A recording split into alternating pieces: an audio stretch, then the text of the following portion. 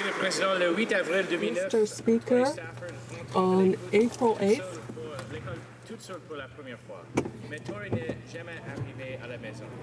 Tori went to school, but he never got home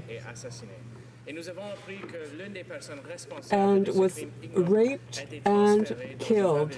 And this person is being transferred to a healing lodge. Canadians were shocked to learn this news. I'd like to give the Prime Minister the chance to say that he's going to reverse this decision.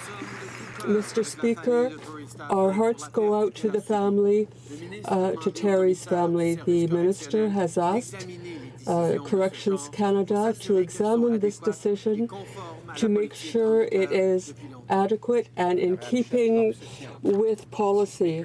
Canadians aren't looking for a review. They're looking for action.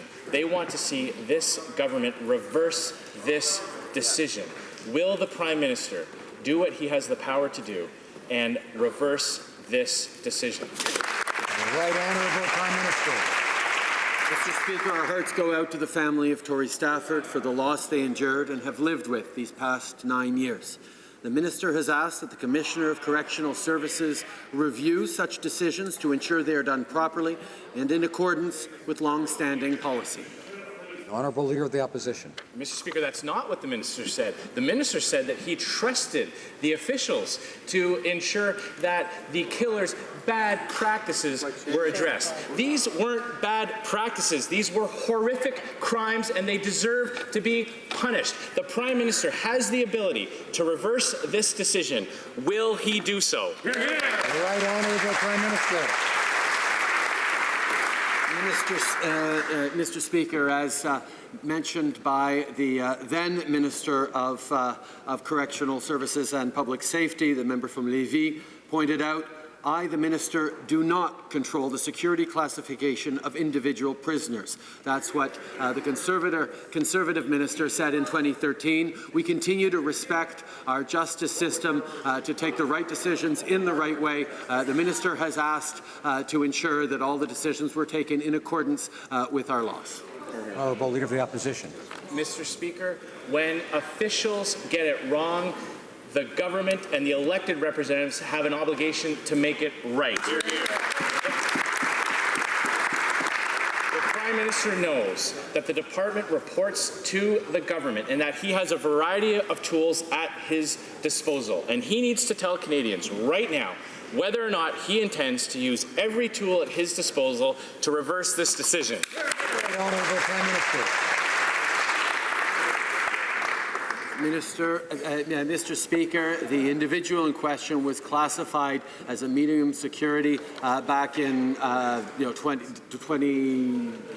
number of years ago.